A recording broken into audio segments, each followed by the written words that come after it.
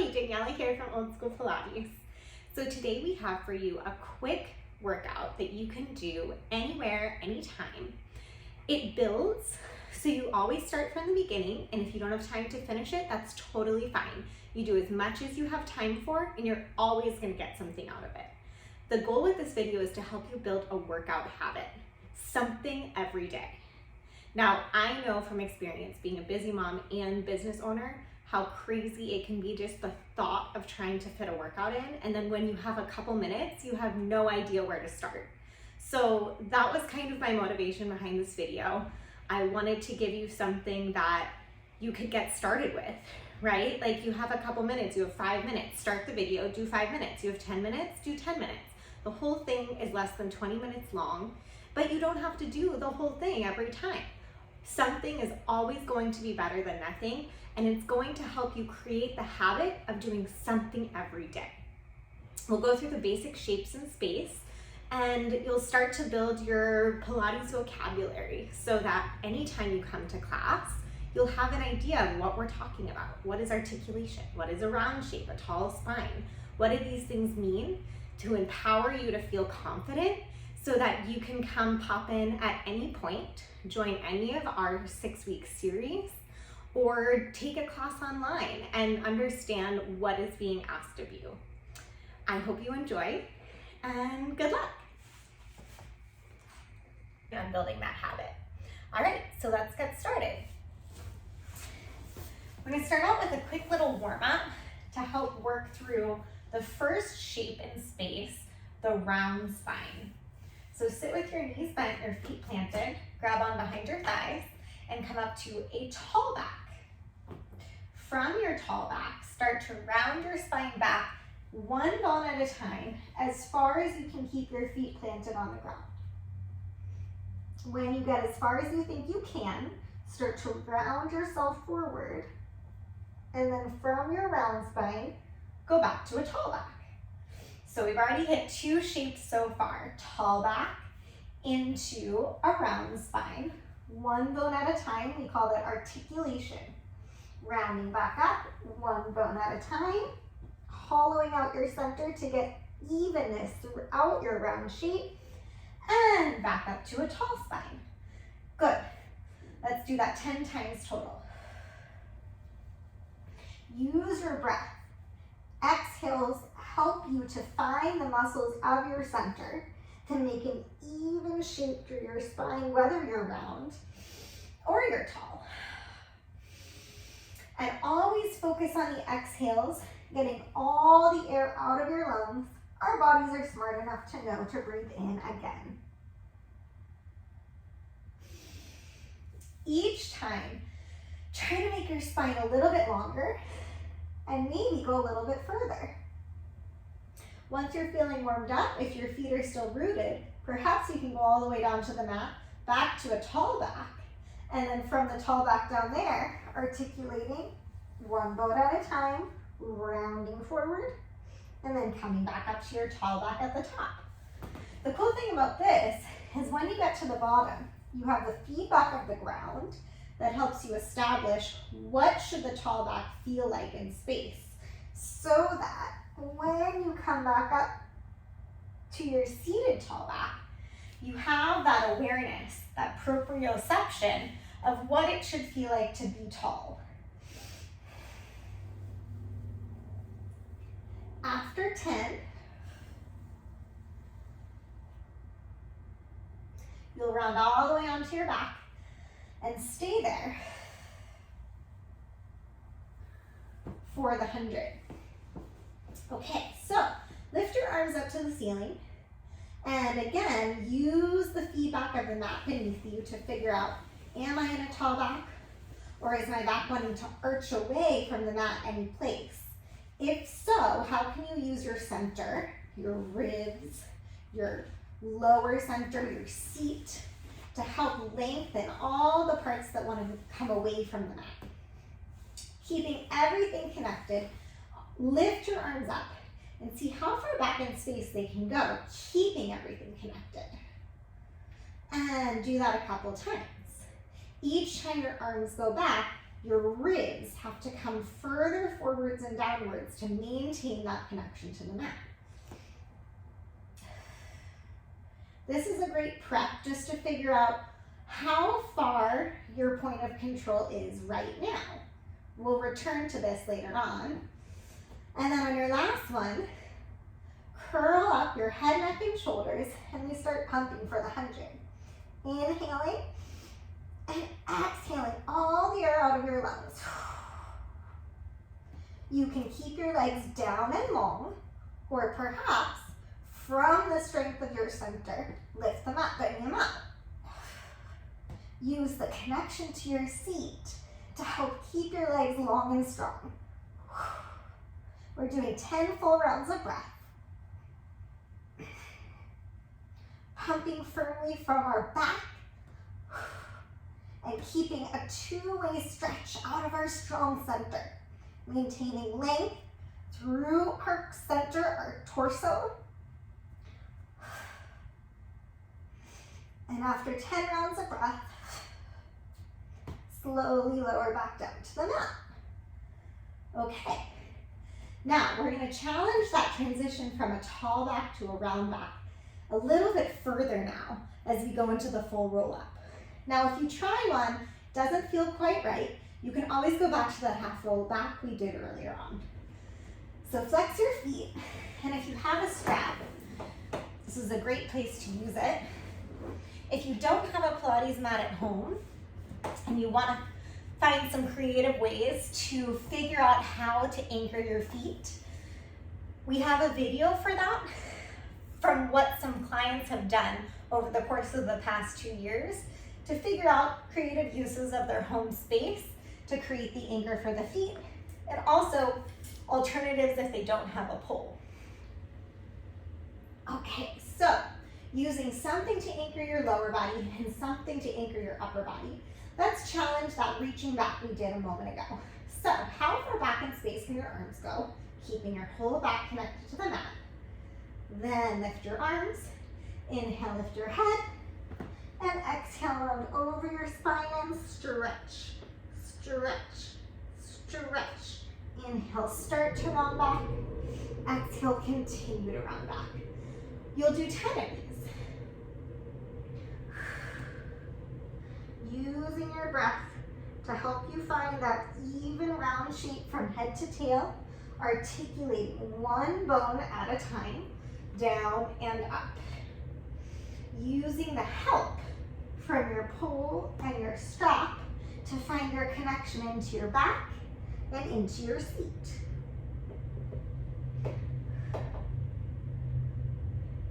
While you're starting to build your Pilates practice, we typically do 10 of every exercise, and then over the course of time, as you add more exercises to your program, you can do less reps in order to do more exercises. But for now, we'll do 10 to help build strength and control and to create the muscle memory required to learn the order.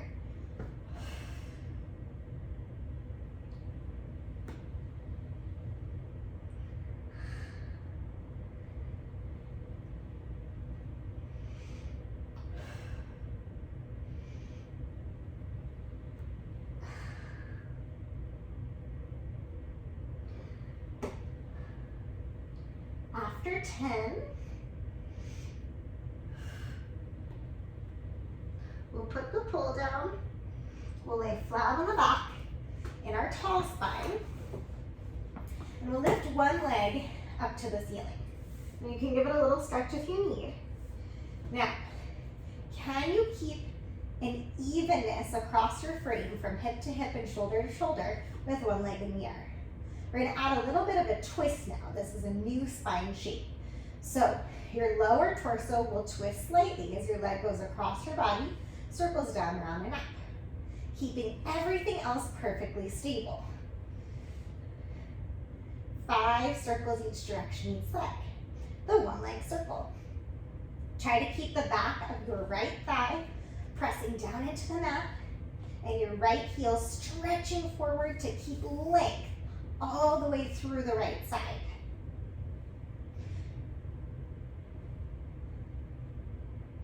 And let's try the other one.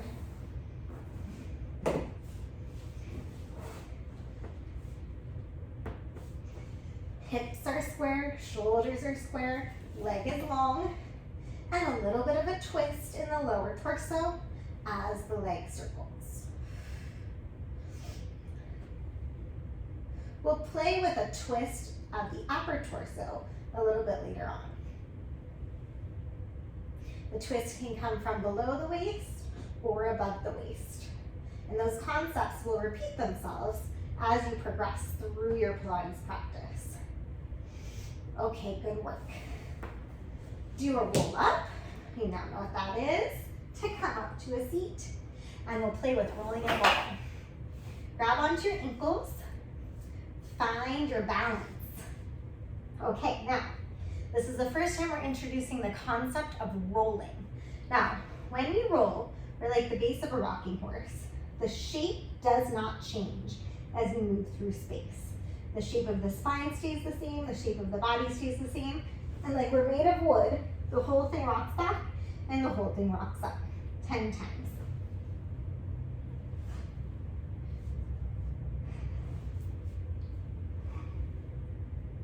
Now this is a fun challenge. It really starts to show our imbalances. What's going on in our body? Are we even on both sides? Do we have a tendency to want to roll more on one side of the body or the other? Are we wanting to kick with the legs or pull with the arms? Or can we get the whole body to work as one unified machine?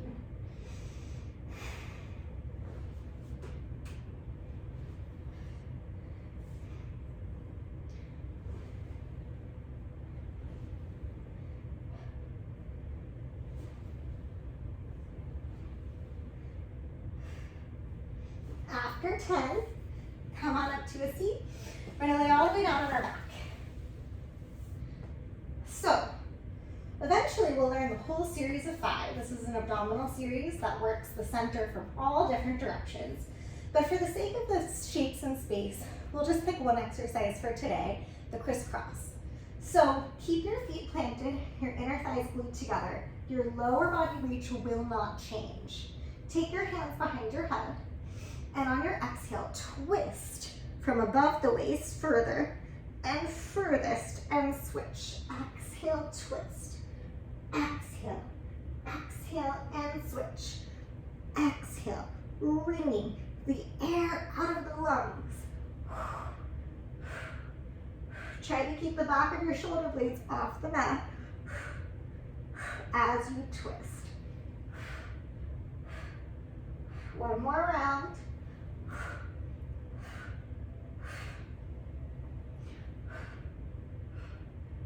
Very nice. Okay, come on up to a seat. Separate your feet the width of your mat and place your hands between your legs for the spine stretch forward. We're gonna go back to the transitioning between tall and round and figuring out where we are in space and if we're able to hold on to those shapes. So from your tall back, inhale, and on your exhale, round forward and squeeze all the air out of your lungs. Squeeze the juice out. When you run out of air, see if you have a little bit left, and come back up to your tall back only with no arch. We'll talk about an arch back in a moment. Inhale, tall. Exhale, round and scoop. Exhale, exhale, exhale. Inhale and exhale. Again.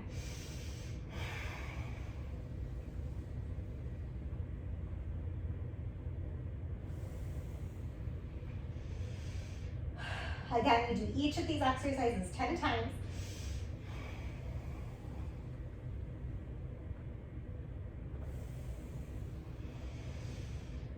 The lower body reach is working. Your seat is working to keep your legs nice and long. And your center is working to try to keep that even round shape from head to tail.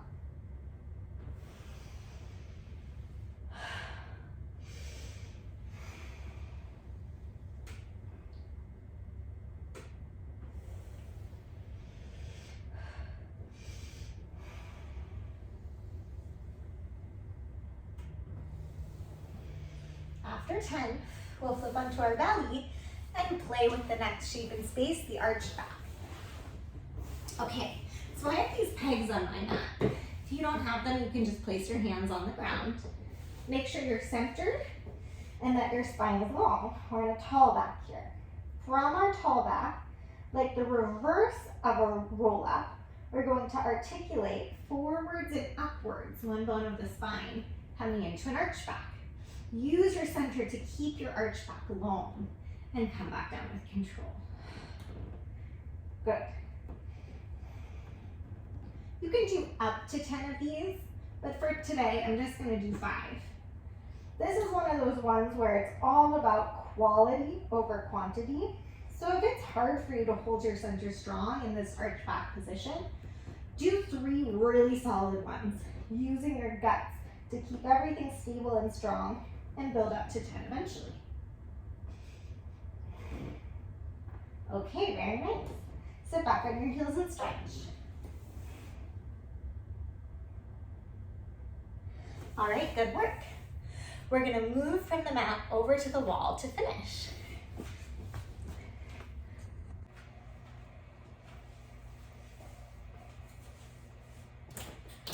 Okay, so I always love to end my workout standing so I can take everything that I learned today and apply it to a pedestrian position so I can take it with me into the rest of my day.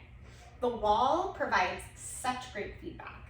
When you're standing here against the wall in your tall spine, you can really feel the imbalances in your body. Are there parts of your spine that don't like to connect as much as others? So just take a moment here and really try to get everything from head to tail and everything in between to connect to the wall. And you can step your feet out as far as you need in order to make that happen. Okay, so it's work, right? Just holding our spine against the wall. We have to use our center. We have to figure out how does our seat come into play? How does the lengthening of our neck assist in this? So let's just do some arm circles, holding on to the tall spine.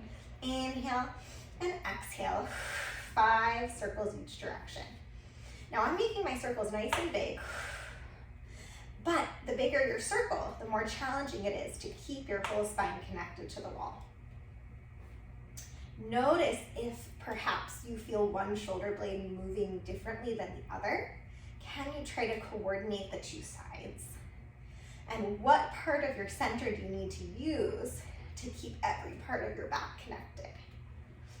All right, now let's go from our tall spine into a round spine. Like the roll up, peeling one bone of your spine away from the wall at a time until just the very bottom part, called your sacrum, is left.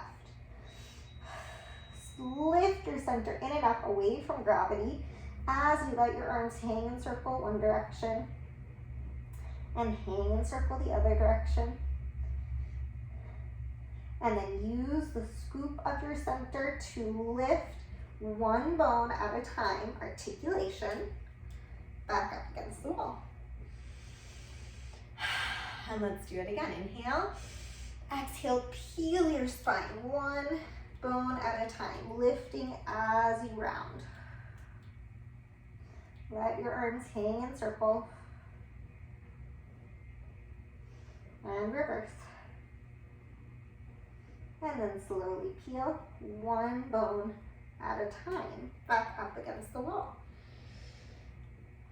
Let's do it one more time.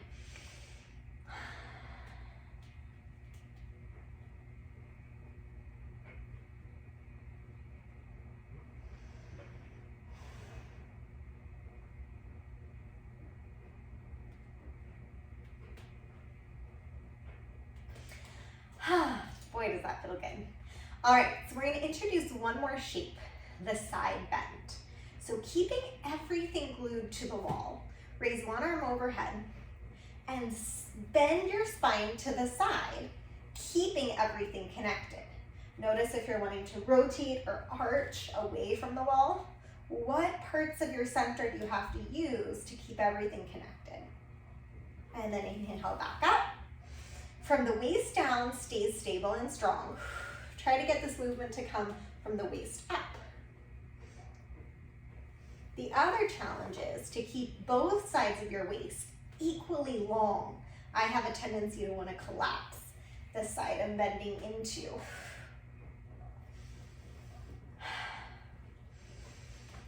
These wall exercises are great postural exercises to do in the middle of your workday to take a break from sitting, staring at a computer.